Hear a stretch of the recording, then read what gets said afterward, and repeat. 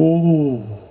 Hello one, hello all, it's the gothiest ghost of them all, Casper in the flesh, and it's time for a review of Jack White, No Name. Jack White, singer, songwriter, producer, multi-instrumentalist, one half of the now disbanded, unfortunately, White Stripes. And this is his brand new album, his 6th album, and he's certainly had an interesting metamorphosis of a discography. I would say his 3rd album, Boarding House Reach, really blew me away. I felt that album was a fantastic reinvention of Jack White. Definitely his most oddest album yet, but also his best album yet, his most incredible album yet. Vastly experimental, leading up to other albums which I feel did share a bit of oddity that I wasn't in love with, but I did find to be enjoyable. And this album I wouldn't say is as dystopian or futuristic as Boarding House Reach, maybe not as experimental as Boarding House Reach. Like, I would say there's less electronic futuristic moments on here. That does not change the raw aggression, the raw feeling of this album. And I feel I've spoken on this before, but context is vastly important, especially when you're talking about such a genre as garage rock revival or as rock in general. Because to me, I feel if you're keeping rock exciting, you're keeping it dangerous, you're keeping it unpredictable, I feel you're doing a great job. And I feel Jack is doing a great job of that in the context of rock on this album, especially with the abrasive, visceral moments that are brought to the table here. Like, this thing has given me the most harshest, dirtiest experience, and I'm loving it, with garage rock revival, garage punk, punk blues, and this thing is just shaping up to show how vocally and sonically Jack is just this absolute experimental, adventurous madman, which also makes for some of the most unforgiving moments to the listener.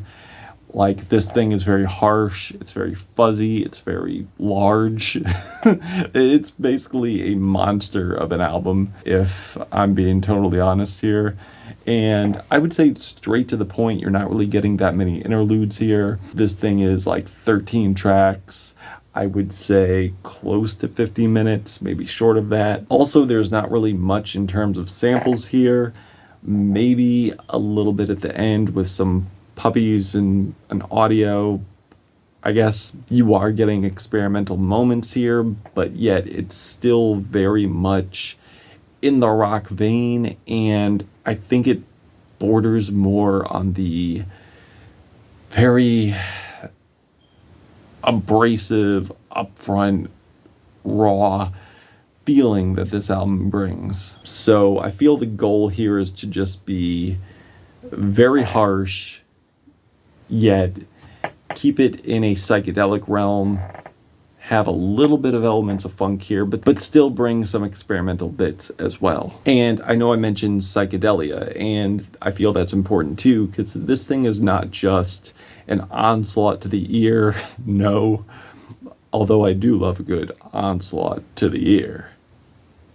This thing also has its psychedelic, serene moments as well, and moments that are just straight up surreal. And in a way, I do feel there's moments here where Jack is doing a revivalism of the White Stripes in their early days, but he's doing it in the most adventurous, psychedelic, tripped out, fever dream way. Like, this is, to me, a flashback of what influenced him, how he started, and it's just brought to you in the most bizarro, deranged type way, a very unhinged way, honestly. And I feel there's also moments here where he does dabble in stoner rock as well, like on the opener. And I feel there's moments here where he dabbles in stoner rock, like on the first track, Old Scratch Blues, which sets this album up to a heavy, aggressive, kick-ass start, which, keep in mind, is going to be important for the end of this review, which I will get into later on in this video. But yeah, like, this thing rules. I feel like this is the best opener for Jack's career ever. The song is presented in such a dense but steady groove. The thick, distorted bass syncs up with the guitars greatly. I love the crashing cymbals, the violent drum fills. That gives space to these fuzzy guitar strums that feels so hypnotic, only for the next passage to be played against these droning organ chords that sound like they're coming from the Church of Psychedelia that I'm trying to make out, but they do sound like they could be coming from, or could come from, a like dub reggae track. The clashes just really read to me like as that, which I believe to be organs. And Jack's vocals here are so theatric, so frantic, but yet so assertive at the same time, so unhinged. Like, it sounds like he's on like the verge of a breakdown. Like with Jack, you're getting this amalgamation of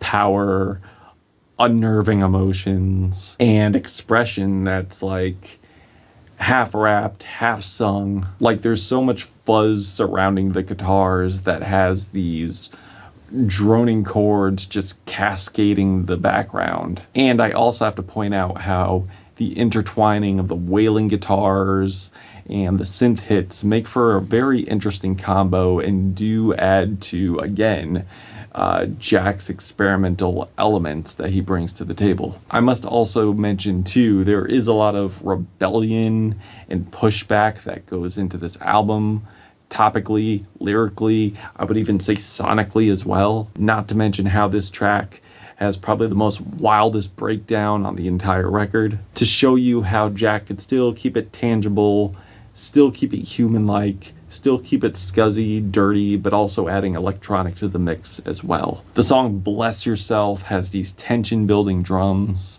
I would say it's a very solid groove, a very classic groove, very classic garage rock style here, with really heavy and chunky guitar chords, a lot of layers going on here, and tribal-like kick drums that make the song sound absolutely battle-ready. And Jack's vocals here are shouted, they sound very confrontational. I would also say that not only is this track or Jack's tone of all like empowering, but also the lyrics are very empowering as well, where he's making these proclamations of societal hypocrisy within the higher power, whether that is police, religion, or independency as well of his own well-being.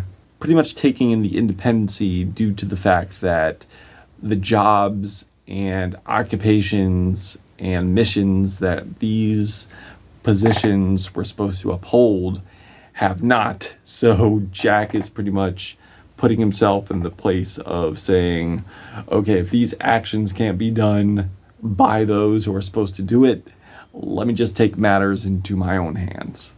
But also realizing he has his imperfections as well. Society has their imperfections as well.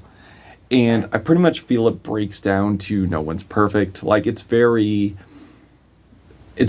heady, it's very philosophical, and Jack's fiery and manic performance here just makes him sound like the most unhinged preacher I've probably ever heard. I can see the criticism that maybe there should have been a climactic finish here, but I feel like the point of this track here is more to build attention, build a feeling, while also Jack is just pouring out all these observations, all these criticisms he has. It's pretty much a showing of emotions here, and I feel it's more of raw expression than actual composition here. Not saying there aren't compositions, but I feel this borders more on just how Jack is feeling inside, and he's just letting it out. I feel the last leg of this album is equally as strong as the first, especially with a garage punk banger, Missionary. See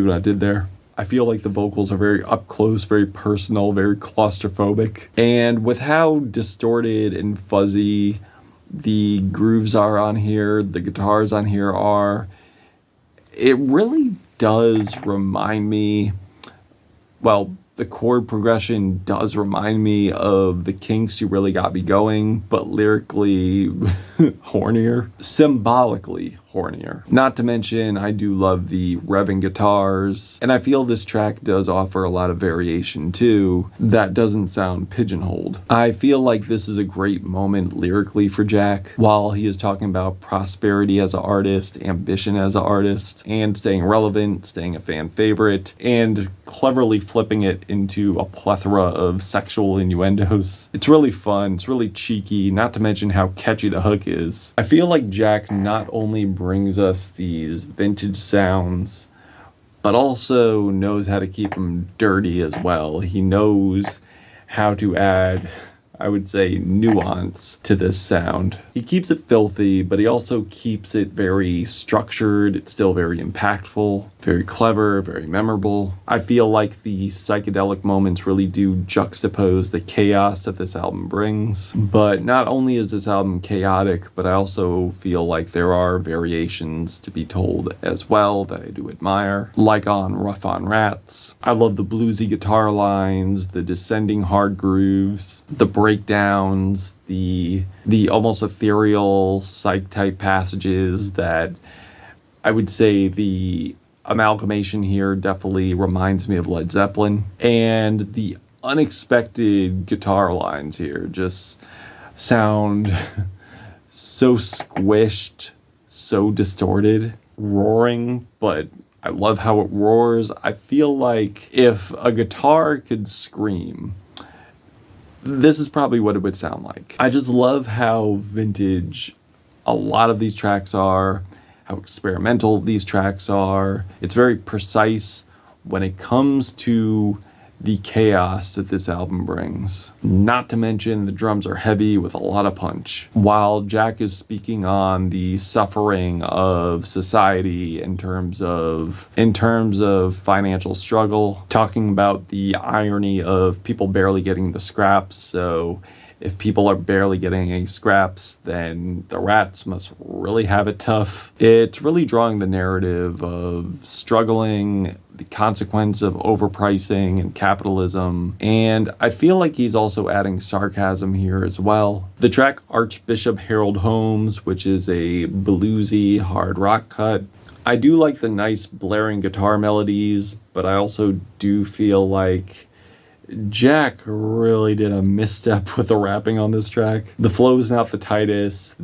Lyrically, I would say these aren't really Jack's best, where this is about a archbishop who speaks to God and God speaks back to him. The lyrics are pretty cliche, lyrical miracle, where he goes, "Don't be selfish, don't eat shellfish." And not to mention too, the guitar riffs do get pretty tedious after a while. The following track, Bombing, is probably one of the most sonically abrasive songs here, and also one of the most experimental tracks here. It's very bustling, it's very energetic, but also has a cool down moment, I suppose, with these echoed, swelling guitar breaks that gets derailed by these guitar riffs with layered, staticky feedback that are topped with these rowdy riffs, these grouped, chanted vocal melodies that has this absolutely unhinged, searing guitar solo. And as I mentioned before, rock is all about blood and guts, expressing yourself, showing what's in your heart, showing that raw emotion, taking risks. And this album is a perfect example of that. Another thing I want to mention too is the controlled chaos aspect that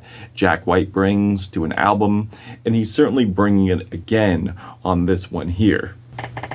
Like when I mentioned that rock is all about blood, it's all about guts, it's all about what's inside, it's about expression, it's about keeping it raw. However, you can put electronics in there, as I mentioned before, and you can add something that bolsters it, and opposed to keeping it as a crutch, or opposed to keeping up with a trend. Because rock is all about what's inside, how you're feeling, how you're expressing it. And he is definitely expressing it here. And with how energetic this track is, how anxious it is, and how cacophonous it is, I feel like the lyrics just bolster the feeling much more, especially with the topic at hand. With lyrics about being taken advantage of by capitalists, them living off of your suffering for their gain, discarding the truth for profit.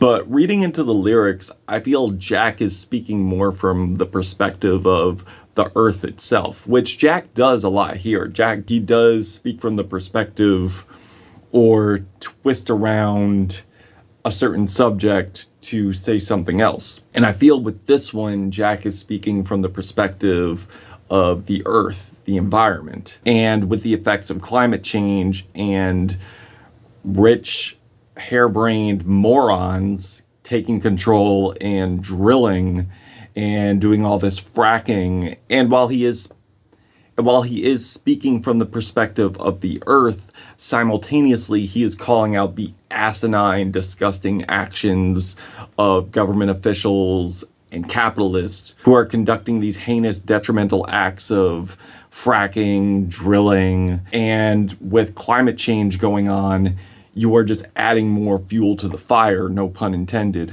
And he also mentions a reference here of casualties, bombing, genocide. So as I alluded to previously, not only is he providing these harsh noises, not only is he providing something brash and abrasive sonically, he is also doing that lyrically as well. You thrill me if you don't kill me. You asking me all kinds of questions. You like to drill me. So yes, as you listen to that and then you pay attention to like what's going on, you're pretty much in the know of where Jack is coming from. So yeah, very outspoken, very much taking a risk here. And Jack is just putting his ideologies on the table, and I'm here for it. Also, the grooves here are fantastic. I love the fuzzy distortion. I feel the effects are used here very intricately. I feel like Jack has definitely proven himself to be very unpredictable. And with the unpredictability, I feel he always brings something new and different from his catalog. I do have to mention there is differentiation between the previous project and the last project. And there's definitely a differentiation here, and I feel it's in a positive way. And I feel more positive on this. I feel like this is another boarding house reach, but without being boarding house reach. There's also the unapologetically explosive, that's how I'm feeling, with an abrupt and absolutely relentless refrain that's super infectious. The driving bass groove reminds me of like Iggy and the Stooges, maybe a little bit of Gorillaz, but of course with Jack White's own twist to it. And I believe there's organs here as well, and I believe to be an organ tone and a distorted riff that sounds like a dial tone. And I love the back end that features these cavernous vocals. That's how I'm feeling. I know, not the best Jack White impression. We're not gonna cut that either. I wanna live in shame. Where Jack is singing about his inner thoughts, his perseverance, his striving amongst society to stay strong amongst the public, but also striving to stay strong in isolation as well. It's pretty much like Jack is battling with inner turmoil, and he's not afraid to express that. He's not ashamed to speak on how he's feeling. So while this track does kick ass sonically, I do feel that it's also a raise of concern for me for Jack's well-being. It's like a coalescing of triumph, but also bittersweet. There's definitely irony here. I know I've knocked bands for sounding like stadium music, such as Måneskin, Green Day, but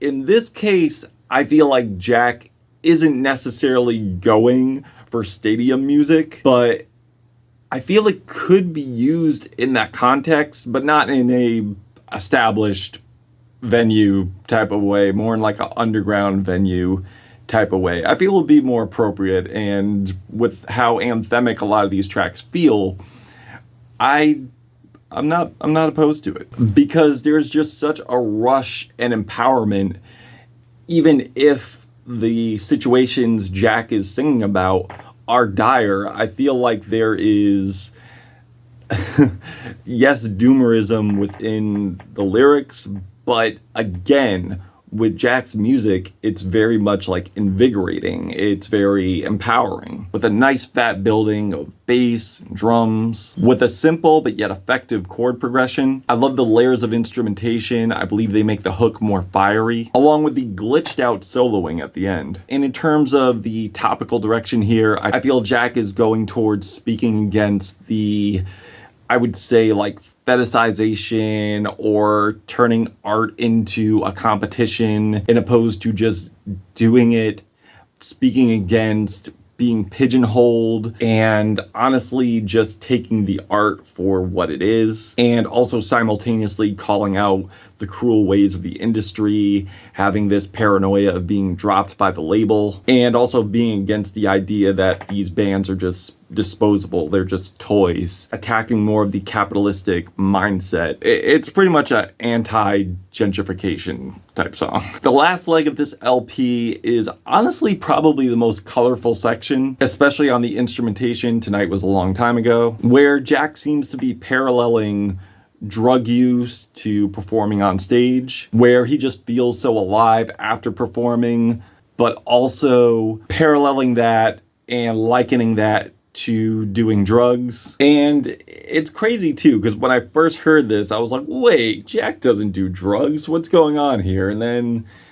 putting together the lyrics, I was like, okay, he's talking about performing, but he's likening the rush of that of drug use to performing on stage, which, again, another clever move from Jack on here and expressing his creativity even more. And with Underground, I feel like with Underground, don't let the title fool you, because when you think underground, you think dark, you think dreary, but this is honestly by far the most colorful and extravagant track on the album, with easily one of the most squelched arpeggios on here. It's so bizarre, it's so blaring, it's so melodic. I feel like someone is blowing into the guitar like a kazoo and constructing these very odd melodies and harmonies. It's insane. And it's just creating this otherworldly, bizarre, festive world that I would love to go to. The whole thing feels very Frank Zappa Hot Rats coded. And I would say at the start of this, I would also compare that to Number One with a Bullet, where the funkiness and the guitar chords continue. And honestly, I feel like with the Hot Rats comparison, there's like another Hot Rats comparison here, because this kind of sounds like the beginning of Willie the Pimp, which features legendary artist and vocalist Captain Beefheart. And the track totally does a 180 into this distorted bass line, into just straight ferocity, like something you would hear off of an early Nirvana record, that goes into the psychedelic funk passage. And I feel the track Morning to Midnight, not a terrible track, but definitely not one of the most well-developed tracks here. I don't think it really adds in comparison into the more detailed tracks here, the more climactic endings here. And the closer is certainly a great one. As I mentioned before, Jack is paying attention to sequential detail, and with him sharing lines of introspection, past decisions, coming to terms with thinking that he knew everything, but still he had like a lot to learn or what he could have changed, while admitting he propped himself up too high. It's a lot of recollection. It's a lot to take in. And I feel with these decisions made and looking back, I feel like this is definitely a moment of finality, a great way to end the album. And I would also say too, with how fierce the album starts, this last track is pretty serene. It's not boring by any stretch of the imagination, but it's definitely not a invigorating one. So yeah, I feel Jack has truly outdone himself once again. This is honestly his best since Boarding House Reach. And don't get me wrong, his output since then hasn't been terrible, but it hasn't been amazing either. But he's definitely come back with heat, intricacy, precision, that weirdness that we all know and love. Sure, not as dystopian, not as futuristic, but I will say with the concept and commentary on what is going on today, we are kind of living in a future. And I don't want to go into doomer mode, but it's definitely more grim over here than how it was back then. I mean, yes, the atrocities of government has been going on a long time, but I feel like it's getting more worse. It's getting more mask off, and Jack is definitely addressing that. He is addressing the economic decline and taking in consideration too with COVID on how that fucked us all over. But I don't want this to go into like a political rant, but I feel in order for you to understand where Jack is coming from, that context is definitely needed. And the fact he is going at this thing with raw aggression, emotion, I feel like he's done that very well. And for the skeptics out there saying like, rock is dead, rock's not what it used to be, listen to this album. Pay attention to the context. Pay attention to the lyrics. Pay attention to the detail. Pay attention to the sonic elements that are being put here and the way they are mixed, because the playing's fantastic. Jack sounds more manic and more theatrical than ever, and I'm loving it. Playing again with a lot of intricacy. And yeah, I really hope longtime Jack White fans and White Stripes fans weren't turned off by Boarding House Reach. I feel you should stay on the Jack White train. You should. You don't have to, but you should.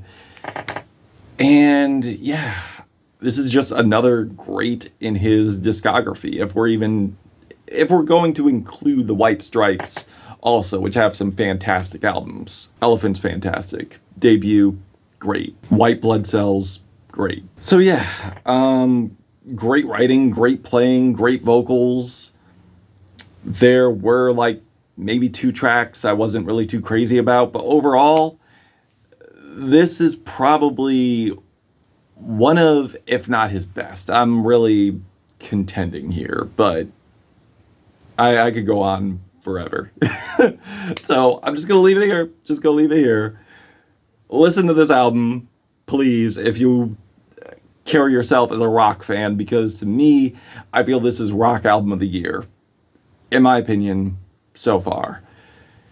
Of course, the year-end list will probably tell different depending on like me going back to it. But anyway, I'm feeling a 4.5 out of 5 on this album.